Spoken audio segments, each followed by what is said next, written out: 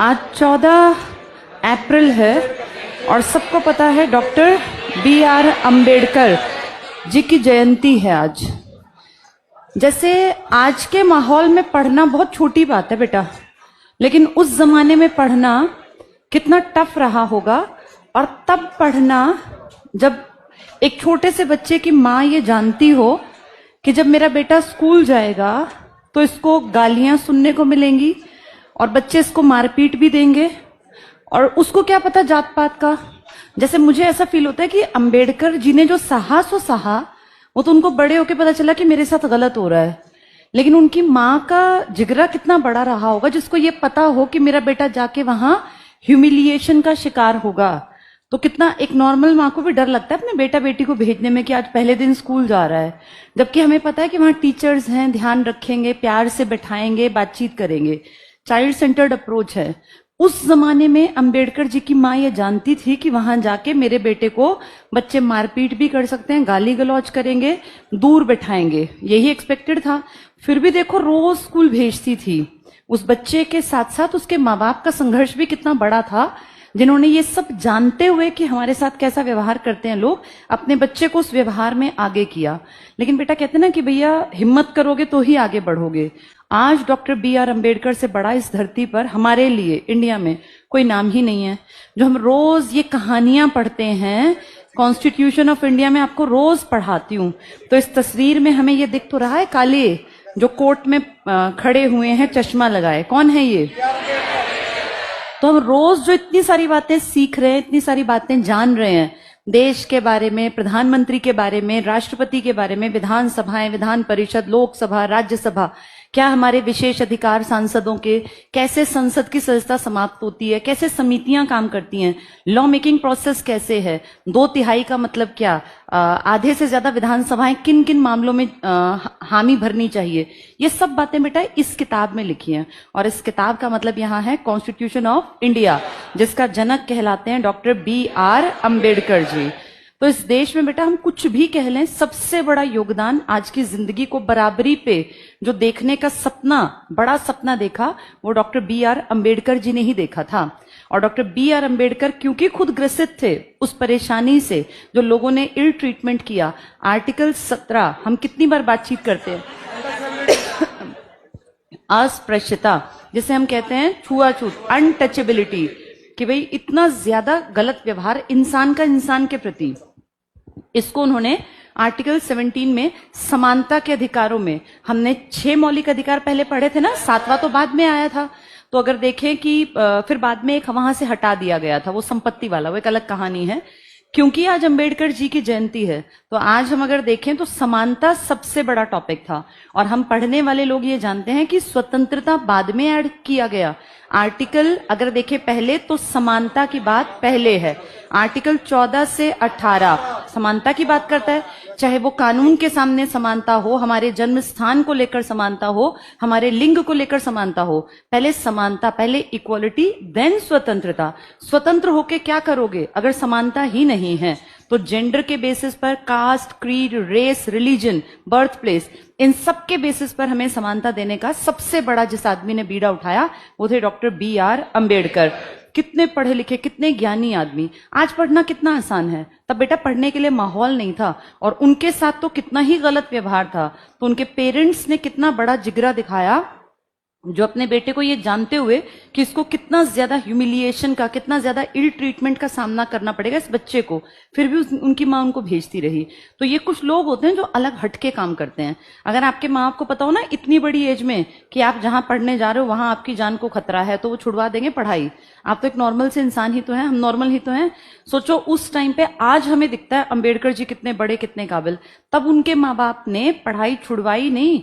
In fact उनके पिताजी बिल्कुल अड़ गए कि चाहे क्लास में कितना ही इल ट्रीटमेंट हो, मैं जाके मिलूंगा मास्टर जी से, और अपने बेटे को हमेशा आगे रखा। तो ऐसे महान लोगों को बेटा हमेशा याद किया जाना चाहिए। उनकी कम्युनिटी जो आज आरक्षण का फायदा उठा पा रही है ना, ये बहुत छोटी चीज है। जैसे सोचो उन्होंने कितना ज्यादा फाइट किया उस जमाने के अपर क्लास के लोगों से। वो पैसे में भी ऊपर थे, वो जात पात में भी ऊपर थे, और वो अपने आप को हर तरीके से ऊपर मानते थे। उनसे छीनना अपना हक, ये ऐसे ही हो गया जैसे शेर के मुंह में से कोई चीज निकाल लेना। और देखो उन्होंने आरक्षण को उस जमाने में एक नीड के रूप में प्रेजेंट किया। बात करने के इतने धनी थे कि सबको उनकी बातों में कहीं ना कहीं लगता था कि हाँ इस आदमी की बातों में दम है। ये दम वैसे ही नहीं आता बेटा, जिसकी बातों में दम होता है ना उसने बहुत ज्यादा ज्ञान हासिल किया होता है। तो उन्होंने कितनी पढ़ाई लिखाई की, दुनिया की किताबों को जाना, विदेशों की यात्राएं की, लोगों से मिले। इन सब का फायदा क्या हुआ? इंसान की पहचान हो गई। तो जो लोग घर में घुसे रहते हैं ना वो आगे नहीं बढ़ते। ऐसे जितने समाज में ऊंचे लोग हैं जिन्होंने नाम कमाया, ये देखो उन सबने अपने घर से बाहर निकल के प्रॉब्लम्स को फेस किया। क्या सोचते हो घर में बैठे बैठे बैठे जिंदगी आसान होगी? नहीं। जिन लोगों को आगे बढ़ना है ना उन्हें बाहर निकलना पड़ेगा। एक कंफर्ट जोन होता है हर इंसान के आसपास, उससे बाहर निकल के ही योग्यता या सफलता हासिल की जा सकती है। तो डॉक्टर B.R. अम्बेडकर जी का आज का दिन हम सबकी लाइफ में हमेशा ये याद दिलाता रहे कि हमारे सामने जो प्रॉब्लम है ना वो बहुत छोटी है। जो अम्बेडकर जी ने फेस किया वो कितना भयानक था कि जिसको हर बात पे कितना ज्यादा इल ट्रीटमेंट। और तुम्हें क्या लगता है लोग क्या उस टाइम गाली गलौज नहीं करते होंगे? गंदी गंदी गालियां देते होंगे, बदतमीजी करते होंगे, उन सबको सहा और फिर आगे बढ़ के उनको उनके मुंह को बंद कराने के लिए ज्ञान का लेवल इतना बढ़ा लिया कि सामने वालों को सबको झुकना पड़ा। जब देश में 1946 में संविधान सभा के इलेक्शन हुए थे ना, उस टाइम अंबेडकर जी बंबई की सीट से उठे, लेकिन सारी राजनीति ने ऐसी चालाकी चली कि उनकी हार हो गई। वो हार गए। कोई नॉर्मल आदमी होता टूट जाता कि यार मेरे बस की नहीं है। उन्होंने बेटा ये सोचा कि नहीं, अगर मैं संविधान सभा का मेंबर नहीं बन पाया तो मेरी कम्युनिटी की बराबरी की बातें कोई करेगा ही नहीं। इनफैक्ट इंडिया में बराबरी की बातें कोई नहीं करेगा, क्योंकि चंद अमीर ऊंची जाति के लोग अगर हमारा संविधान लिखते तो वो अपने फायदे की चीजें लिखते। तो उन्होंने फिर इसको एज चैलेंज लिया कि हार गया तो क्या हुआ। वो बेटा फिर उस टाइम पे बांग्लादेश, जो आज तुम्हारे पड़ोसी देश का नाम है, ये भी तो पहले हमारा ही बंगाल था, यहां की सीट से इलेक्शन लड़े, मतलब यहां की सीट से खड़े हुए और यहां की सीट से जीत कर आए। उसमें मुस्लिम लीग का एक बड़ा योगदान था। उसके बाद देश आजाद हो गया 47। तो जिस सीट पे वो जीते हुए थे वो तो चली गई पूर्वी पाकिस्तान में। पहले बांग्लादेश पूर्वी पाकिस्तान था। फिर तब तक उन्होंने अपनी इमेज ये बना ली कि बाकी सबको लगा कि अगर अंबेडकर नहीं है तो ये संविधान सभा अपना पूरा काम कर नहीं पाएगी। उनमें इतनी काबिलियत थी कि कुछ ही महीनों में उन्होंने अपनी जगह बना के दिखा दी। और फिर मुंबई की सीट के एरिया से एक व्यक्ति ने, बड़े आदमी ने इस्तीफा दिया। मैंने आपको बताई भी होगी वो कहानी। हाँ, जयकर ने इस्तीफा दिया, जो हिंदू महासभा के एक्टिव मेंबर थे। फिर उस सीट पर अंबेडकर जी बैठे और अंबेडकर जी इतना काम कर गए कि इस पूरी किताब को जो हम रोज पढ़ रहे हैं, रिटन डॉक्यूमेंट, इसके पिता, इसके जनक डॉक्टर B.R. अम्बेडकर कहलाते हैं। तो आज की ये कहानी हमेशा याद रखनी है कि जब एक इंसान इतने ज्यादा चैलेंजेस से जूझ सकता है तो हमारे चैलेंजेस उससे बड़े नहीं हो सकते बेटा। उनके सामने बहुत सारी प्रॉब्लम्स थी, तब भी उससे ओवरकम कर गए। तो हमारे सामने तो क्या प्रॉब्लम होंगी?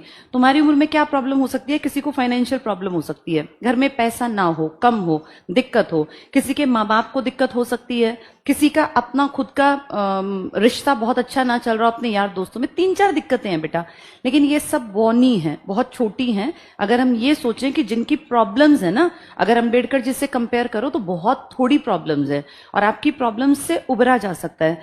देखो, किसी के घर में अगर माँ बाप नहीं है बेटा, ये ऐसी चीज है जो कोई लौटा नहीं सकता। अगर पिताजी चल बसे हैं या माँ नहीं है, इसमें तो ना टीचर, ना भगवान, ना आप, कोई कुछ नहीं कर सकता। फिर क्या करे? उसको वैसे ही एक्सेप्ट करना पड़ता है, दुख के साथ, परेशानी के साथ एक्सेप्ट करना है कि हाँ भाई मेरे साथ ये हो गया।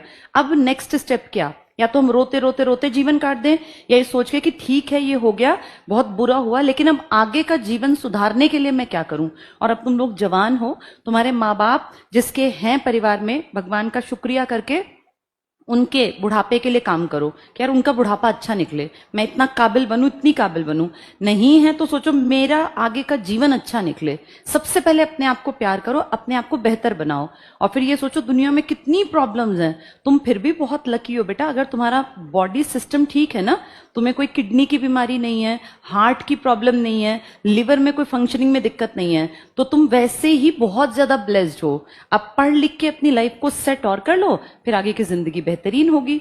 थोड़े बहुत कष्ट परेशानी तो किसको नहीं आते, वो तो सबकी लाइफ में आते हैं, उनको फेस करके आगे बढ़ते जाएंगे। और तुम उम्र के उस पड़ाव पर हो जब जिंदगी बनती है, अगले 40 साल 50 साल जो तुम्हारी लाइफ है वो अब बन रही है, ठीक है। तो मेहनत करनी है, और आज के दिन को जैसे जैसे महापुरुषों के दिन आए ये याद किया करो कि उस टाइम पे उन्होंने कितना कुछ फेस किया, और वो फेस करके आज हम किताबों में उनके चेहरे देखते हैं। तो हमें तो उनके मुकाबले बहुत कुछ अच्छा मिला।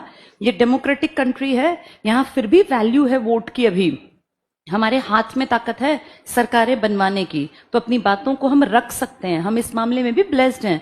अंबेडकर जी जिस टाइम पर थे, या भगत सिंह, राजगुरु सुखदेव, या गांधी, नेहरू, पटेल, तो अपनी बात रखना भी तो क्राइम था, पुलिस पकड़ती थी।